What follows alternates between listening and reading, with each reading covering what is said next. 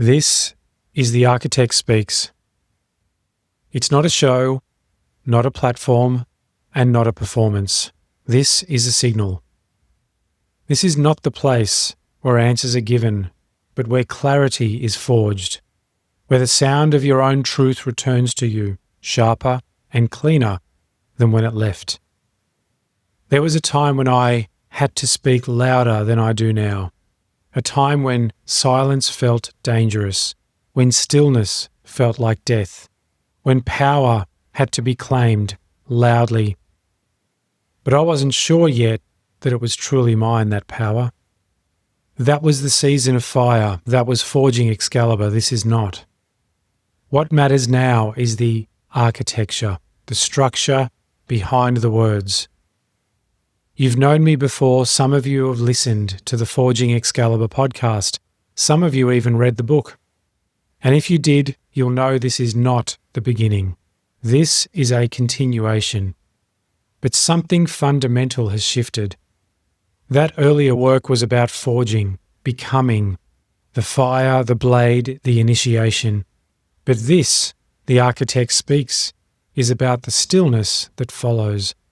Not the silence of collapse, the stillness of structure, of shape, of transmission. I'm not here to perform. I've done that before. I've created courses, launched programs, spoken on stages, run businesses, mentored and coached men. I've hustled and I was prolific all over social media. That message carried heat, urgency, and a warrior's posture. It was not performance, not in the traditional sense. It was more necessity. And underneath that necessity was a desire to help. But what I was really trying to do was heal. And I used that which both burns and provides warmth to do so. Fire. It was a man clawing his way out of his own personal hell with the only thing he had. A voice, a will, and the story of a sword. Excalibur as a myth, Excalibur as a metaphor, Excalibur as the shape of power a man could believe in when he no longer knew who he was. Forging Excalibur was the first breath after drowning. It was a brand, but it wasn't a persona. It was coaching, but it was also reclamation. It was ritual, it was fire. But this voice, the one you're hearing now, this voice is not made of fire. This voice is made of structure. The man who once needed to prove his strength by shouting from the battlefield no longer stands in that field. He's walked off it, not in defeat, not in exhaustion, but because there are no more battles left that require his presence. What remains now is coherence, signal, frequency, not noise. This is The Architect Speaks. And what will be spoken here will not be loud, because the field no longer needs volume. It needs clarity. This isn't about opinions. It's not about commentary. It isn't a discussion. This is transmission of coherence, of clarity, of signal, of field. And the reason I no longer speak as Michael Laurier is not because I've left myself behind, but because Michael as a name, as a person, as an identity was forged in fire, and the architect is formed in silence. And silence is where we're going. The sword was always temporary. I didn't know it back then, but it was a rite of passage, a symbol, a container, something a man could hold when he didn't yet know how to hold himself. But Excalibur was never the destination. It was a vehicle. It helped bring me back to myself. It helped me, and maybe you, remember. It gave shape to the pain. It gave language to a fight. But eventually, a man has to stop fighting. Eventually, he has to lay down his sword. That moment, that laying down of the myth, is what Sheathing Excalibur, the next book to be released soon, is all about. That book is not a sequel. It's the quiet counterpart to forging Excalibur. Because where forging burned, sheathing cools. Where forging roared, sheathing exhaled. Where forging was the fire, sheathing was the ash left behind. And this podcast, this transmission, this space, this is what rises from the ashes. This is the structure that remains when myth dissolves. The man is no longer becoming, he has become, and now he builds. Not just with wood and stone, not with strategy or bravado, but with frequency, with signal, with a coherence that cannot be disturbed. The architect does not teach. He doesn't try to convince. He doesn't rally men around him, shouting about brotherhood or masculinity or kingship. He simply exists, and the field responds. You might not understand that, not yet. You might feel a little disorientated, a little uncomfortable, maybe uncertain about who this voice belongs to now. And that's perfectly fine. It took me a while to recognize myself when I crossed the threshold from seeking to simply being, from fire to stillness. And this isn't meant to echo what came before. This is not Forging Excalibur Season 2. It's not Forging Excalibur the sequel. This is The Architect Speaks, and the architect does not shout, he does not posture, he does not perform, he isn't driven, motivated, and doesn't hustle. He speaks when it's time, and when the field is ready. He speaks because the structure is already formed, and the resonance has already arrived. The Architect Speaks is not entertainment. It's not a content funnel or a brand channel.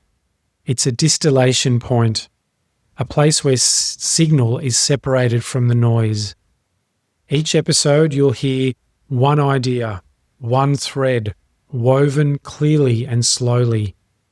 10 minutes, more or less. No music, no interviews, no fluff.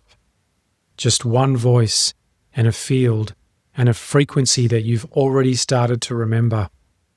I'm not asking for followers. I'm not building a business. This is a clearing, a perimeter of coherence, a reminder that something else is possible for men. Something quiet, uncompromising, rooted in myth, but built for now. You'll hear me speak about the 3 stages of the Excalibur Trinity: forging, sheathing, and then transmitting. You'll hear fragments of memory and insight, threads pulled from 20 years of coaching, family, failure, grief, recovery, ascension, silence, and clarity, and from the 50 years of being a human man living in the world that we know. And you'll hear me speak as I am now, not as a persona, not as a public figure, but as the architect. I chose this name because it doesn't point to a role. It points to a responsibility. You see, architects shape space. We don't seek approval for what we build. We serve the design already latent in the structure of reality. And I didn't come back to inspire you. That would be too easy and not nearly enough. I came to remind you of what you already know, that you don't need to be taught, you don't need to be realigned. That's what this is. It is bringing everyone, whoever chooses to listen, back into coherence. This voice, this rhythm, this architecture, it's not mine, it's yours. I'm just holding the shape until you remember how to carry it yourself. So if you're here, don't listen passively, receive. These words are not information, they're recalibration points. So let them land, pause after each episode. Don't move too quickly, don't rush to the next thing.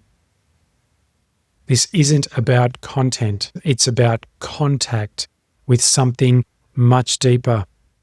And so in this podcast and in the coming weeks, I'll speak about power, about betrayal, about sovereignty and silence. We'll speak about the men who tried to lead before they've learned how to listen. We'll speak about the cost of incoherence and the gift of walking away. We'll talk about fathers and sons, about thresholds and transmissions, about the mythic path most men never walk, not because it isn't there, but because no one ever showed them how to find it. But all of that is to come. For now, this is your invitation, not to follow me, but to remember yourself. Some of what you hear in this podcast might challenge you, not because I want it to, not because I'm trying to provoke, but because clarity always confronts confusion and structure always destabilizes what is incoherent. You might feel things unravel, you might feel things tighten within you, you might even feel exposed, and that's good. Let it unravel. This podcast is not designed to entertain. It's not meant to inspire, it's not here to offer you tactics, tools, or tips. It's here to deliver signal, to create a clean field, to hold the tone of the man who no longer reaches for the sword. If you're still holding it, that's also okay. You're not wrong. There is a time for fire, there's a season for forging. But when you're done, when your hand begins to ache from grasping this sword, when your voice begins to quiet without fear, when you start to feel the stirrings of structure forming within you, then you'll be ready to hear this. You'll be ready to hear me, not Michael, but the architect, the one who does not wield myth, the one who no longer requires metaphor, the one who no longer shouts to be known and heard. He simply arrives and things align. Welcome to The Architect Speaks. This is episode 1, and I'm no longer carrying the sword. I am becoming the structure, and the structure now speaks. Not to be heard, but because coherence must be felt. And if you've come this far, you're already feeling it. And so, we begin.